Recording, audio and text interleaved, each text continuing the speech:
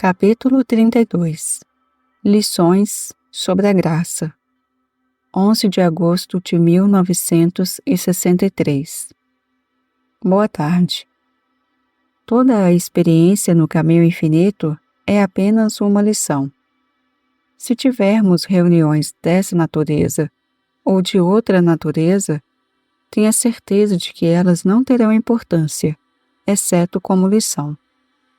Eu nunca teria reuniões por si mesmas, porque elas podem se tornar formadoras de hábito. Em outras palavras, os alunos às vezes acreditam que há uma virtude em atendê-los, ou sentem que ao comparecer às reuniões, eles se tornam mais espirituais. Depois de terem esses conceitos errados, as reuniões perdem seu valor. Durante este ano, nos reunimos ao meio-dia dos domingos em uma sala como esta, ou em uma sala mais bonita no andar de cima, no 11º andar, e também em outra bela sala nas margens do Pacífico. Em tempos passados, nos encontramos em um lugar minúsculo, aqui em Waikiki. Sim, nós nos encontramos em muitos lugares e sob muitas circunstâncias. E uma das lições a serem transmitidas é esta: você não precisa ir a uma montanha sagrada, ou a Jerusalém, ou a um templo magnífico para encontrar Deus. Aqui onde estou, Deus está. E isso é verdade até se você fizer sua cama no inferno. Sim, e é verdade se você subir ao céu. E é verdade se você caminhar pelo vale das sombras da morte. Aqui onde estou, Deus está. Espero que aqueles de vocês que se encontraram conosco aqui, ou em outro lugar, em lugares sombrios ou em lugares luxuosos, percebam isso. O encontro foi apenas para um propósito, para que pudéssemos nos unir para receber a graça de Deus. Realmente não faz diferença onde nos unimos. E realmente não faz diferença se nos unimos, já que um com Deus é maioria. E onde 2 ou 3 se reúnem em meu nome, aí estou eu no meio deles. Nossas reuniões são tão irregularmente conduzidas quanto você possa imaginar. Nós nos encontramos às vezes aqui, às vezes lá, e às vezes em nenhum lugar. Não somos mantidos juntos por um vínculo humano, nem obrigações humanas. Não existe sequer a obrigação de comparecer a essas reuniões. Mesmo eu me mantenho sem a obrigação de estar aqui, se as circunstâncias exigirem que eu esteja em outro lugar. Isto também é para o propósito de uma lição, para que não nos sujeitemos ao homem e aos hábitos, mas que nos mantenham como sujeitos a Deus. Eis outra lição. Não devemos nada ao homem. Não estar em lugar nenhum e não contribuir com nada. Nós não devemos nada a nenhum homem. Nossa única obrigação é para com o reino de Deus dentro de nós. E isso nos capacita a nos unirmos voluntariamente e exteriormente. Isso nos capacita a compartilhar uns com os outros voluntariamente, dando de acordo com os nossos meios do momento. Ao aprender esta lição, você estará vivendo sua vida totalmente sujeita a Deus. E estando sujeito a Deus, estará amando o seu próximo como a si mesmo. Por quê? Porque vivendo uma vida sujeita a Deus, o amor flui de dentro de você. Hoje temos convidados de Tóquio, a Connecticut e Flórida. Mas esses indivíduos não foram trazidos para cá por qualquer laço ou obrigação humana. Eles foram atraídos. Aqui está novamente a nossa lição. Se você vive, se move e tem o seu ser o desejo de procurar por Deus, em busca da verdade, da realização de Deus, você eventualmente alcançará alguma medida de percepção e realização de Deus. Não faz diferença o que você está fazendo. desde que o seu coração e alma estejam ao mesmo tempo engajados nessa aventura, a busca de Deus. Para alguns, isso pode ser uma missão muito curta, porque eles foram preparados por encarnações anteriores, e eles entram nesta vida prontos para florescer. Outros têm um longo caminho a percorrer. Com alguns, leva de 10 ou 20, ou mesmo 30 anos, antes de sua consciência se abrir para o florescimento espiritual. Sua função não é questionar quanto tempo leva, mas continuar. Se você tiver tanta coragem e se o seu grau de intensidade for suficiente dentro de você. Se for, você não pode se gabar disso, porque é seu somente como uma dádiva de Deus. Se não for, você não pode se condenar, porque algumas árvores florescem em maio, algumas árvores florescem em novembro. Seja qual for a natureza do seu ser, esse é o tempo e o lugar do seu desdobramento espiritual. Quando a luz espiritual tocar você, você a conhecerá, por causa daqueles que serão atraídos a você por orientação espiritual, instrução espiritual, aconselhamento espiritual, consolo espiritual, cura espiritual.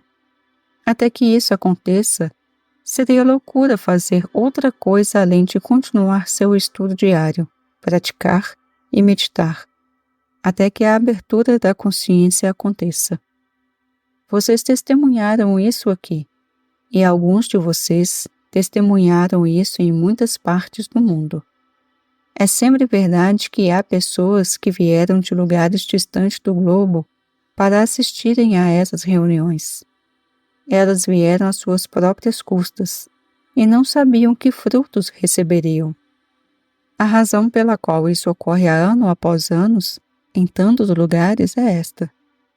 Seja qual for um indivíduo, ele provavelmente os recebe, e então ele é solto, ele é libertado.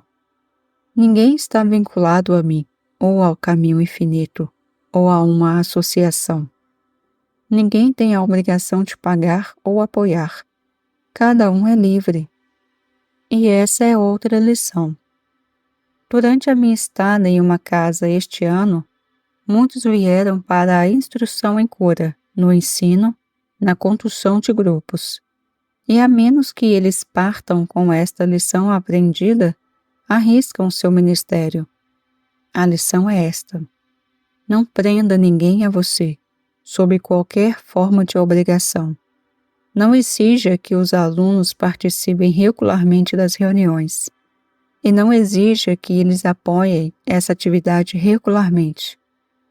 Você não vê que é apenas um professor ou um líder? Se chegou à consciência que compreende a natureza de nosso trabalho? Paulo diz: Sua graça que me foi concedida não foi em vão, pois eu trabalhei mais abundantemente do que todos eles. Todavia não eu, mas a graça de Deus que estava comigo. Se eu não tivesse reconhecido que nenhum homem poderia jamais inventar ou imaginar um ensinamento como o caminho infinito, se eu não tivesse reconhecido que esta mensagem me foi dada pela graça de Deus, eu não poderia ter levado isto ao redor do mundo. E eu certamente não poderia ter financiado isto. E isso sem vincular ninguém a apoiá-lo. Foi somente pela graça de Deus, e a graça de Deus esteve comigo desde o primeiro momento em que comecei em uma sala com 1/3 do tamanho desta sala.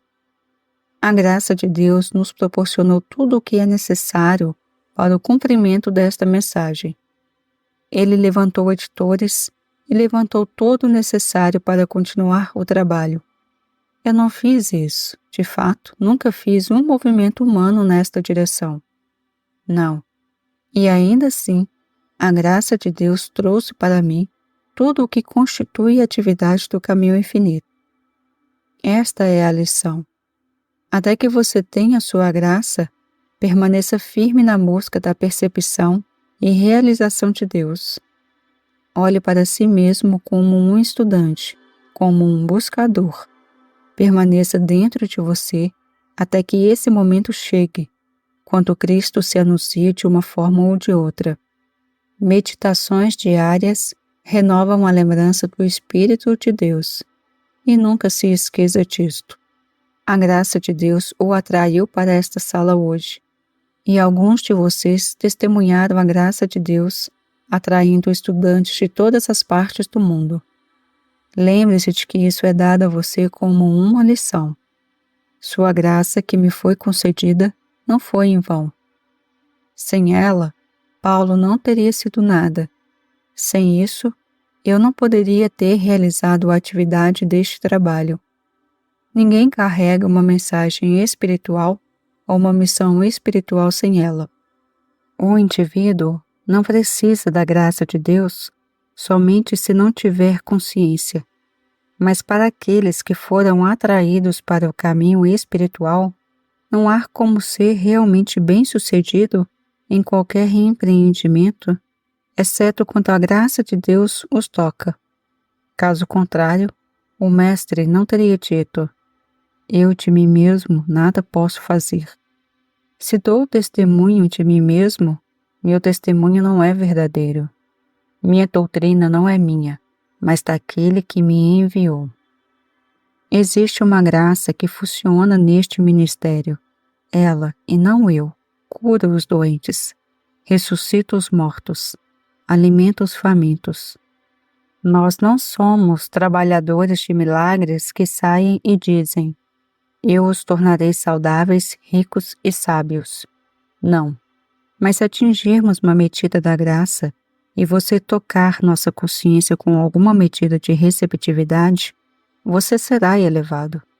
Se não houver essa receptividade espiritual, você terá que esperar até que haja, porque não temos o poder para mudar a vida dos homens. O Cristo tem, quando tocado em receptividade. Para aqueles de vocês que fazem o trabalho de cura, isso explicará porque nem sempre você pode ter sucesso.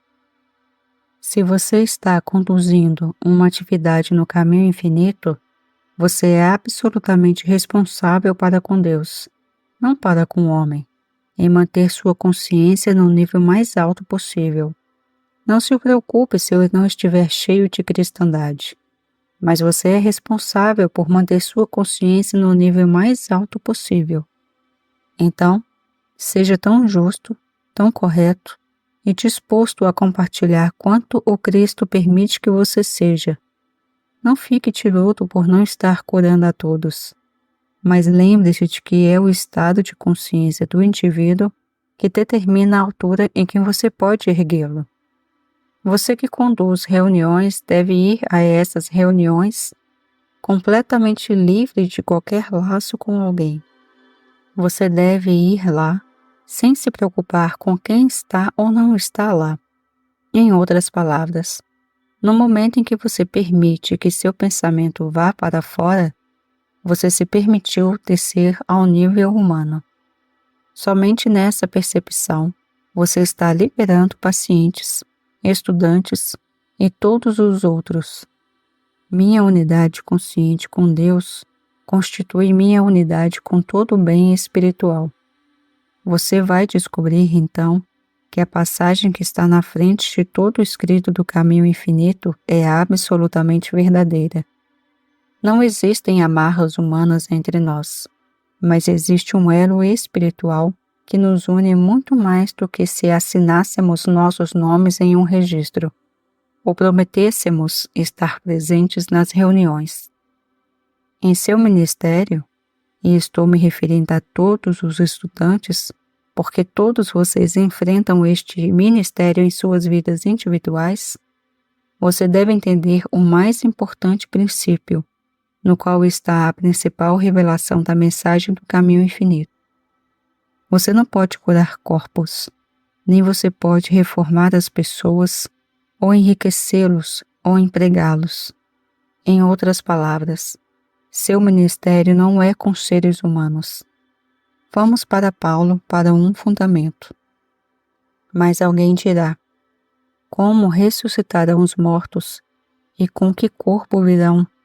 Insensato, o que tu semeias não é vivificado, se primeiro não morrer. Assim também a ressurreição dentre os mortos.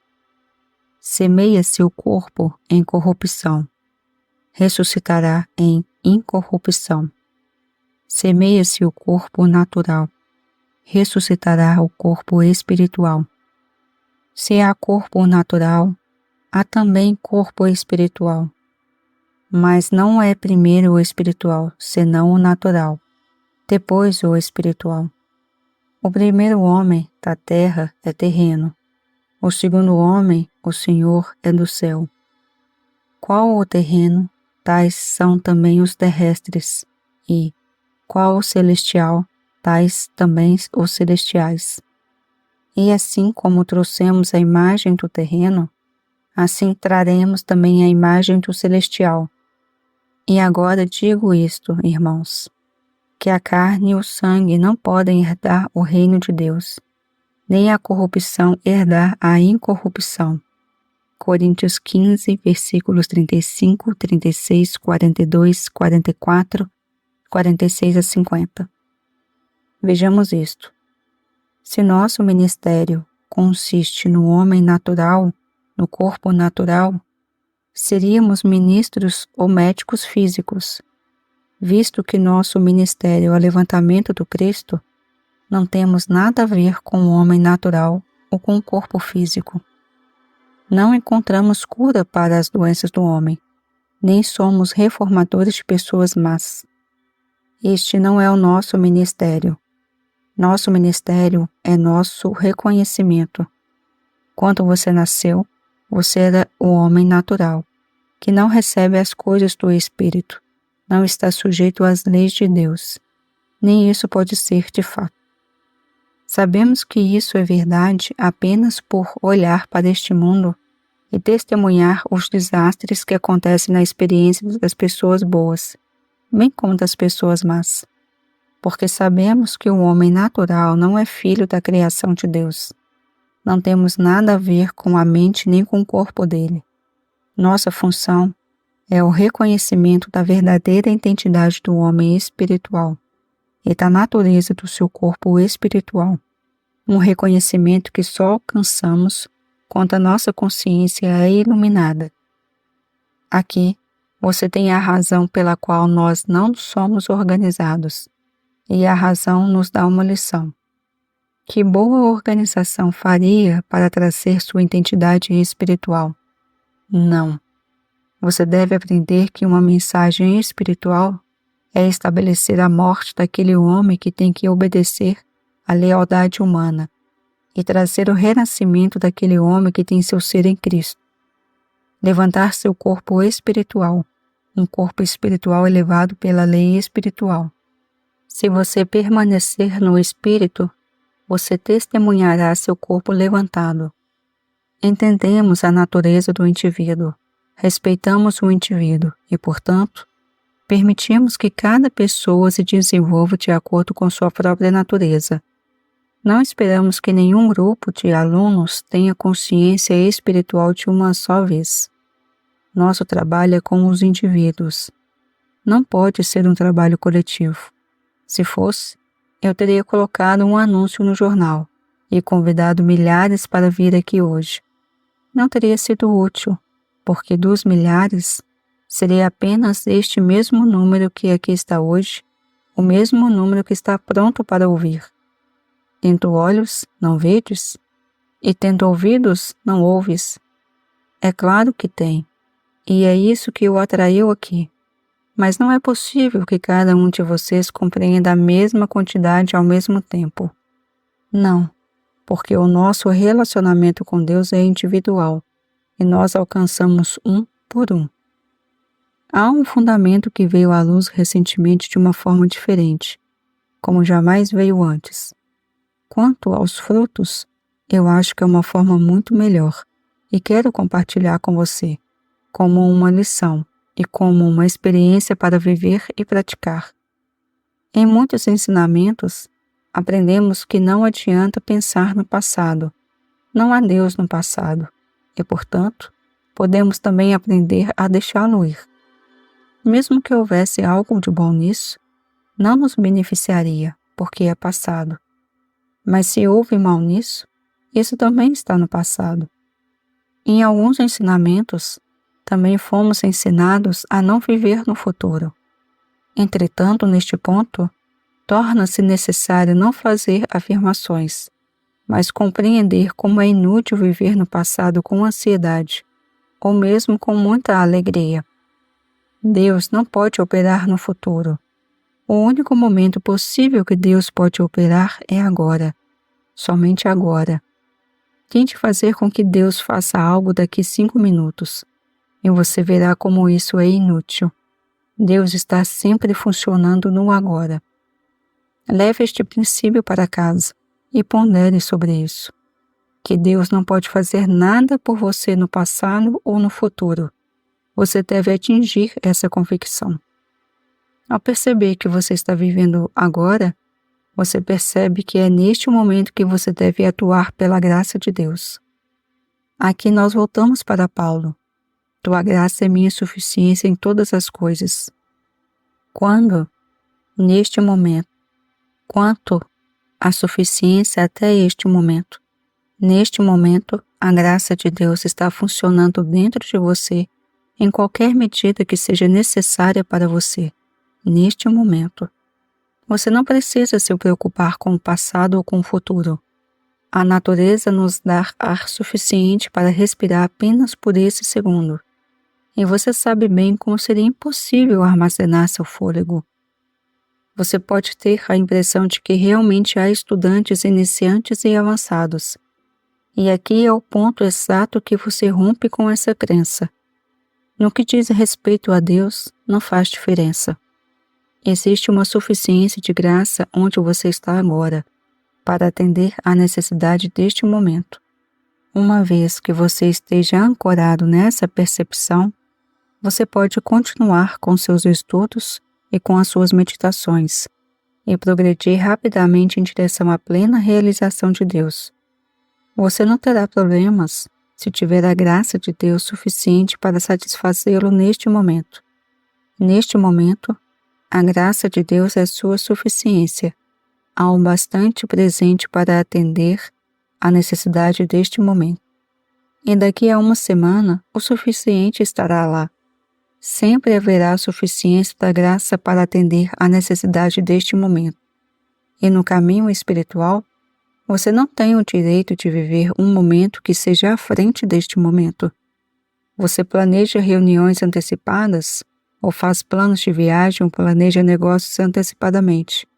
Certamente, mas sem sobrecarga e sem problemas, porque de um momento para o outro, há graça suficiente para enfrentar aquele momento. Isso é tudo o que você precisa. Isso é tudo o que alguém precisa. Graça suficiente para este momento. Como você pode se separar da graça de Deus? Nem a morte nem a vida serão capazes de nos separar do amor de Deus. Nem a doença nem a saúde podem nos separar, porque a graça de Deus é onipresença. Quanto? Uma suficiência de acordo com a necessidade deste momento. Se você levar esta recordação para o seu ministério espiritual, você se lembrará de que há também uma suficiência na graça de Deus para o seu paciente ou para 100 pacientes. Lembre-se sempre que é o reconhecimento que traz a experiência. Se eu reconheço a suficiência da graça de Deus neste momento, eu a tenho. Se eu não a reconhecer, eu praticamente nego isso. Aqui, novamente, lembre-se de um dos princípios básicos deste trabalho. Nada pode acontecer em sua experiência, exceto através de sua consciência. Portanto, se você não está consciente de que a graça de Deus é suficiente para este momento, então ela não é para você. Se você permanecer nesta verdade, você dará frutos ricamente. Se você não permanecer nesta verdade, e se você não deixar essa verdade permanecer em você, você será como um ramo que é cortado. Portanto, o segredo é o reconhecimento. Reconhece-o em todos os teus caminhos. Reconheça a presença da graça divina suficiente para este momento. E então pare de pensar no amanhã. Seu reconhecimento de uma graça divina suficiente para o momento é seu pão, sua carne, seu vinho e sua água. O homem não viverá só de pão. Você deve ter esta palavra em sua consciência. Você deve ser uma lei para si mesmo, pela verdade que conhece, e se ainda não está consciente da onipresença de uma graça divina suficiente para este momento, tome consciência disso e viva com ela. Então você vai perceber como a sua vida é vivida não pelo poder e nem pela força, mas pela graça. O Mestre está dizendo agora: estou há tanto tempo convosco e não me tendes conhecido? Essa graça esteve aí a todo tempo e você não a reconheceu? Seu reconhecimento dela abre sua consciência para que ela possa atuar.